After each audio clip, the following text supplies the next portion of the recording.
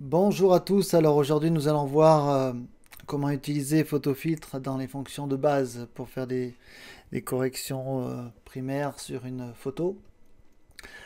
Alors tout d'abord on va ouvrir l'image, donc fichier, ouvrir, vous allez chercher l'image dans votre répertoire comme tout autre logiciel, donc là je vais prendre cette photo.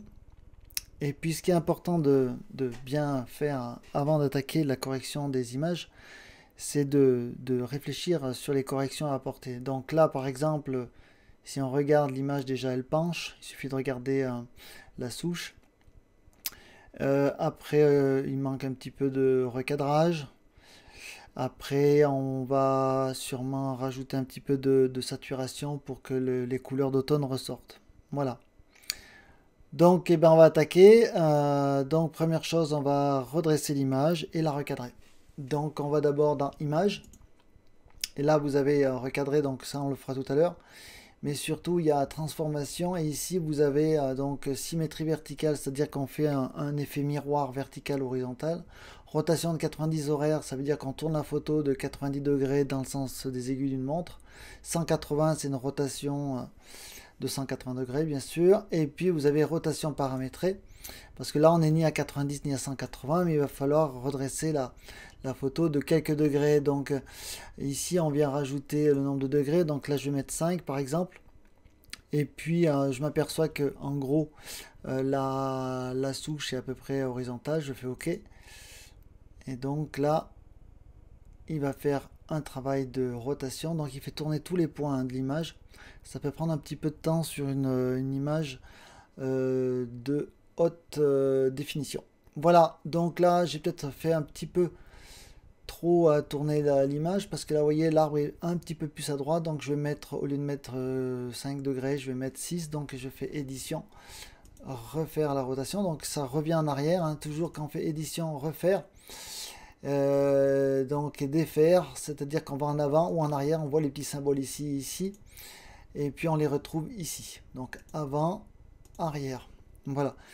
Donc là, je fais à nouveau image, transformation, rotation paramétrée. Puis là, je vais mettre, au lieu de 5 degrés, je vais mettre 4. Alors j'en profite pour préciser qu'ici, le fond, c'est le fond qui va être mis derrière l'image après qu'il y ait eu rotation. Donc on peut mettre une autre couleur. Je peux mettre par exemple ici rouge. Et puis, je fais OK. Donc là, on laisse travailler le logiciel. Voilà, donc l'image, on va dire, est droite, à peu près droite. De toute façon, comme on est avec un grand angle, les extérieurs vont forcément se rabattre vers l'intérieur de la photo. Ça, c'est normal, c'est dû à l'objectif.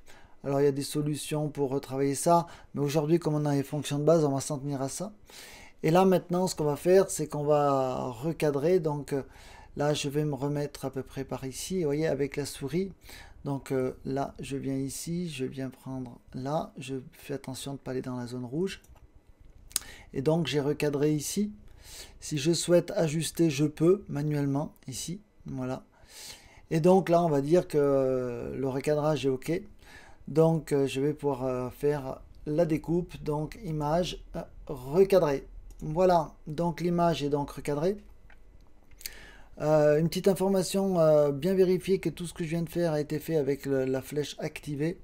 Bon, normalement, il n'y a pas de souci à ce niveau-là lorsqu'on démarre le logiciel, mais si on fait des manipulations, on risque d'avoir ce problème. Donc maintenant, ce qu'on va faire, c'est que on va rajouter un petit peu de saturation. Donc là, on n'est plus sur l'image elle-même, mais sur des réglages. Donc on va dans Réglages. Et ici, vous avez donc la luminosité, le contraste. Alors la luminosité, c'est éclaircir. Le contraste, c'est rendre les tons foncés plus foncés et les tons clairs plus clairs.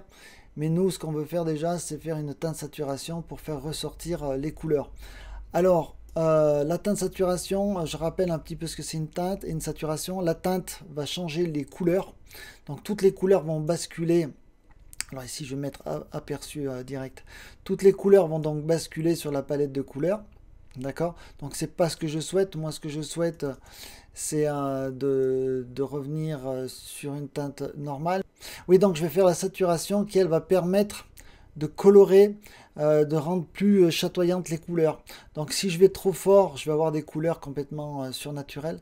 Par contre, une petite une petite touche va permettre voilà, voyez, de rendre les couleurs un petit peu plus pétantes et plus flashy.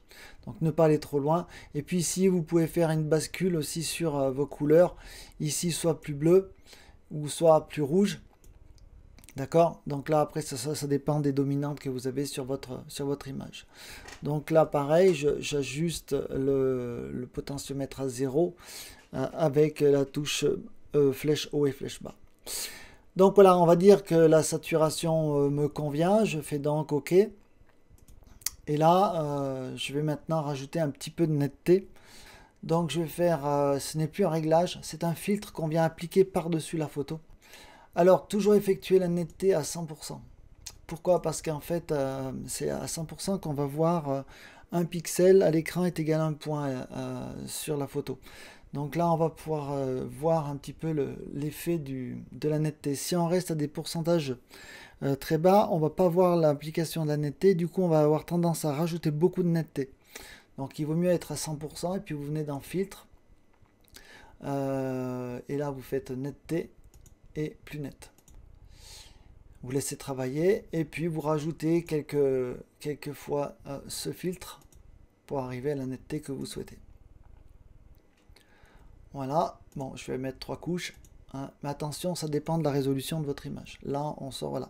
Donc là, vous voyez, j'en ai trop mis, du coup, le bruit monte. Donc je fais marche arrière ici et je peux choisir la netteté que je souhaite. Là, je reviens au zoom et je lui dis de revenir à auto. Et comme ça, il met la photo en plein écran. Je vais maintenant rajouter un petit texte. Et puis, on arrêtera là pour aujourd'hui. C'est vraiment les fonctions de base. Alors, pour ajouter un texte, vous venez ici sur la fonction texte. Et puis, vous venez ici modifier les paramètres. Donc, la police. Alors, 12, c'est petit. On va mettre 60. Vous avez ici un aperçu de votre police. Alors moi je veux mettre un texte blanc par exemple, donc je vais venir ici et je vais taper forêt de la chaîne des volcans. Voilà, donc forêt de la chaîne des volcans et puis je vais donc faire OK. Et ici vous avez donc votre texte. Ici il est venu rajouter un calque texte. D'accord? Ici, il est passé dans ce mode-là, vous ne touchez pas. Et vous pouvez déplacer votre texte ici et le positionner où vous le souhaitez. Et si vous faites un double clic, vous revenez dans la zone de modification du texte. Et là, je vais mettre 80 par exemple. Je fais donc OK. Et maintenant, je vais pouvoir enregistrer mon image. Donc là, je fais fichier enregistrer sous. Alors ce qui est important de bien faire, c'est de choisir déjà le JPEG, le format JPEG, et puis de donner un nouvel indice à votre image pour conserver l'original. C'est toujours bon de conserver l'original. Donc vous mettez par exemple la CTC, donc je l'appelle C2 à la fin, et je fais enregistrer. Et ce format ne génère pas les calques. Ce format d'image ne gère pas les calques. Voulez-vous tout de même continuer? C'est-à-dire qu'il va écraser l'image et le texte pour en faire une seule image sur le JPEG. Donc je fais oui. Ici, il me demande la qualité, vous laissez à 90%, format standard, d'accord? Alors là, si vous ne voulez pas conserver les données de votre appareil photo, vous le décochez, sinon vous laissez cocher et vous faites OK. Voilà, l'image est sauvegardée, donc si je vais dans le répertoire des images, je m'aperçois qu'ici, il y a l'image de départ qui penche et puis l'image finale. Voilà. Je vous souhaite une bonne journée et puis à vous de jouer. Et puis n'hésitez pas à fouiller dans PhotoFiltre. C'est un logiciel qui est assez puissant et qui permet de régler pas mal de choses. Je vous souhaite une bonne journée. Au revoir.